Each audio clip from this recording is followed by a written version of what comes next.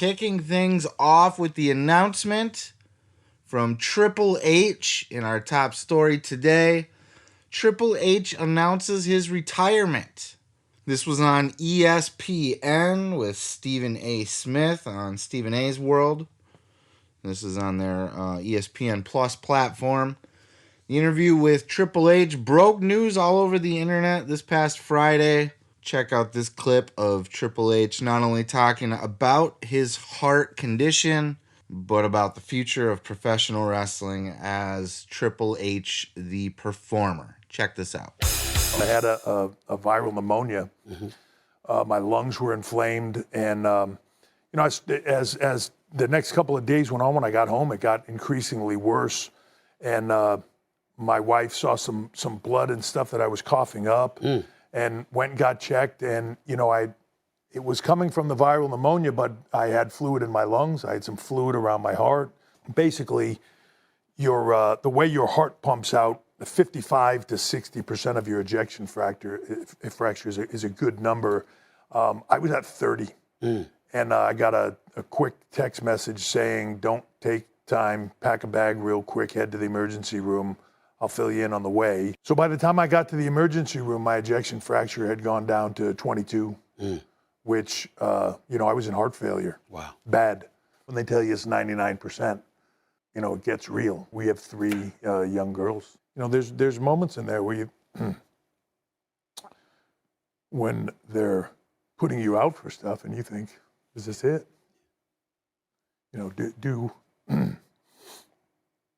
Do you wake up for this? What does the future hold for Triple H right now? That's what people want to know. Yeah. What do you say to them when asked that question? Well, for me, as far as in-ring, which I get a lot, I'm done. You'll never fight. I won't. No, I would never wrestle again. First of all, I have a defibrillator in my chest, which, Man, this one kind of hit me a little bit when I heard this. Like, you never fully appreciate people until they're gone. And not that Triple H is gone, like dead, right? But came damn close, according to that clip. Jesus. Apparently, according to Meltzer, that Triple H's heart still isn't in top condition. It's not like everything's fine now and he's fixed up or anything. He's still got to kind of take things easy going forward. Everything from his workout routine to everything he does, essentially. I believe he's got a stint or something in his heart as well. Poor guy, though, and what a career. And this is why it stung a little bit, is because as much as we like to bury Triple H as internet fans, and as much as we like to kind of buy in that Triple H buries everybody else, and as much as he did bury everybody else, it's well documented. He wasn't the nicest guy to be around in the wrestling business. He was very politically savvy, very cutthroat, wasn't afraid to put in a bad word for you and kind of cut you out from the knees. But again, that kind of happened at a time when that was the industry. It was so much less in his era, the roster of just entertainers, you know what I mean? I mean, that's at its core, that's what wrestling always was, but he still came from an era where it was the boys in the locker room, and it was an industry where you had to kind of play the game a little bit. And you probably do to a certain extent still, but Triple H was the master during the times where it was most prevalent in the business, in my opinion.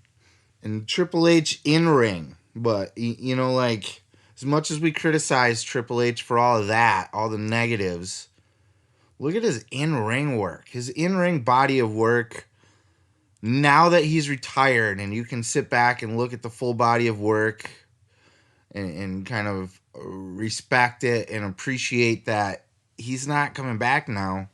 Not going to be, on a random Saudi show or WrestleMania fucking 41.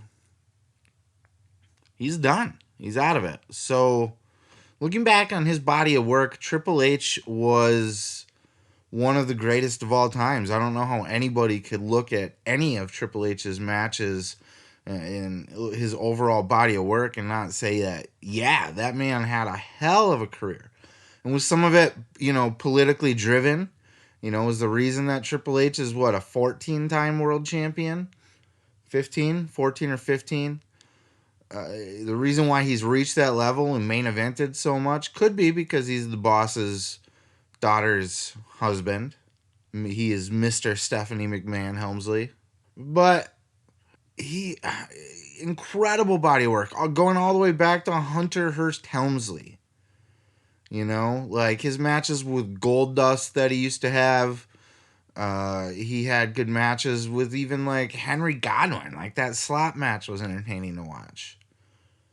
And you move forward up into where, he starts kind of turning towards the DX a little bit. And he's having matches with like Owen Hart. And he's having matches with Ken Shamrock. All the way up to The Game, right? WrestleMania 17, his match with The Undertaker. WrestleMania 16, the 4-way. WrestleMania 17 with The Undertaker. As well as 28, and was it 27 and 28? He also worked The Undertaker. 28 being the Hell in the Cell. He had great matches with Batista. He made Batista. For all the Triple H buries everybody and holds everybody down, he made Batista. He made a fucking star out of Batista. Remember, he did his damnedest for the Ultimate Warrior when Ultimate Warrior came back at WrestleMania 12. Triple H took the job like a champ. But as he got into his older career and he really reached his prime, the McMahon Helmsley era, is that what the McMahon Helmsley era was kind of Triple H's coming out party. He had done the DX even, and he was a star by the time he got to DX. He was a mid-carder as Hunter Hearst Helmsley when he kind of morphed into Triple H and started teaming up with Shawn Michaels doing the DX thing. That's when Triple H leveled up. But after, when he turned on DX, with him and China did that swerve, was that at WrestleMania 15? Is that where they did the swerveroo where he turned on DX? When he just became the Game. It's all about the game and how you play it. The McMahon Helmsley era. He was a boss. Like, even though he was dating the boss's daughter, literally, you could say, oh, it was handed to him, but the dude delivered, right? Triple H was a massive talent. Was he, in my opinion, pushed a little bit more than he should have been? Like, I don't consider... Look, Triple H is definitely one of the greatest of all time. And that's kind of where we're going with this. His body of work has proven that he is absolutely a fucking Hall of Fame legend, right? Hands down, one of the greatest of all times. I do think he was a little over pushed throughout his career, and in certain times held other people down that probably could have taken a good push and run with it. Look at his match at WrestleMania. Was it 18 with Booker T, or was that 19? I believe 19. 18 or 19. He did his match with Booker T. And Booker T should have won that title, right? So there were times where that happened. I think he, tried to stick it to Jericho a few times too. Matter of fact, I do believe that, according to Jericho anyway, Triple H is the reason that Jericho wasn't in the main event at that 4-way, the McMahon in every corner at WrestleMania 16. But it's undeniable that even despite maybe being overly pushed or being shown favoritism or him kind of holding down and burying other talent that might have been able to peek up above him, it's still undeniable that his entire body of work, the matches that this guy's had, the blood, the sweat that he's laid out on that mat for our entertainment, period, for the art of wrestling. Triple H never, for all you could say about his politicking backstage, Triple H never once shorted us as fans in the ring. He gave it 110%. Even when he blew out his fucking, was his quad? Is that what happened in that match that He blew out his quad, but he still had to finish the fucking match. And remember that major fucking return he did in Madison Square Garden after he returned from that injury, and he's fucking the pop that he got in the Garden that basically turned him babyface. I think he healed on him that night, but he got that massive return reaction. And that's how you knew the fans loved and respected him, despite him being a dastardly heel, right? And kind of a snaky politician backstage. You knew that he had the fans' respect. And Triple H delivered every single match. He was maybe not the match of the night. You know, Triple H to a certain extent had his style of match. And I don't want to say it was paint by numbers by any extent, because he had some masterful matches. But you kind of knew what you were getting with Triple H. And I don't know that he was ever a 5-star match talent, other than maybe a few matches here and there, like definitely with The Undertaker, that kind of thing. But he was consistently a 3.5, 4-star match guy, right? Top of the line. Always delivered, always worked hard, always had great matches. His matches with Batista were really good. You go back and watch that WrestleMania 21 match with him and Batista. He made Batista. He absolutely made Batista. And yes, they were friends doing the buddy favor thing, but Batista and Batista wanted to return the favor and go back and work Triple H one more time. He was politicking for that. I don't remember. Once they get to the 30s, they all kind of blend in for me, to be 100% honest with you. Speaking of 30s, he had that match at WrestleMania 30 with Daniel Bryan. Good old Bryan Danielson. D-Bry. Bry D. Bry Dan. Dan. We'll just call him Dan like Randy does. Hey, Dan. But he's going to be missed as an in-ring performer. I don't care what anybody says. Even all the way up to... Dude, look at his match. Him and Steph against Kurt and Ronda. What was that, WrestleMania 31 or 2 or 3? Like I said, they all kind of blend in after 30 to me. But he had his other match with Batista, which was kind of meh. He had a match with Roman Reigns, which was kind of meh. And that's why I say he's never like the 5-star guy. His matches can be kind of long and plotting sometimes and a little stale. But overall, like, just a fucking genius. That match with Ronda and Steph was always a great worker too. Highly underrated as a women's wrestler. Like, she's just like Vince in her own way. She's no like catch can technical fucking wizard. But she can go out and have a serviceably entertaining match as just a heel bitch. You know what I mean? She'll smack you around, she'll kick you and stuff, and she'll take bumps and she'll feed those comebacks and you know what I mean? Like, Steph was a good worker too, and that I think, is a reflection of Triple H to an extent. That match that they had with Kurt and Ronda is an all-time classic. I don't care what anybody says.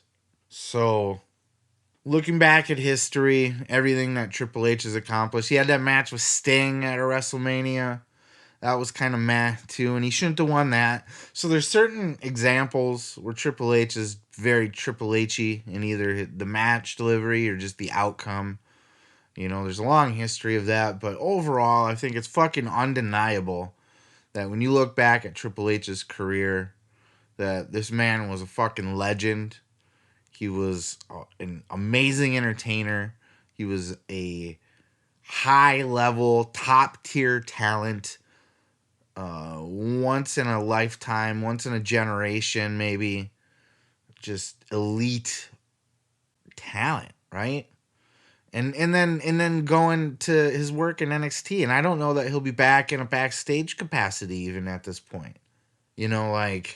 People think it's easy to say, well, he's not in the ring, so it's not stress, but you don't think running NXT was a high stress job or a fucking 15-hour, 16-hour day of getting there early in the morning, going over the promos, just fucking everything, working with talents from start to finish, development.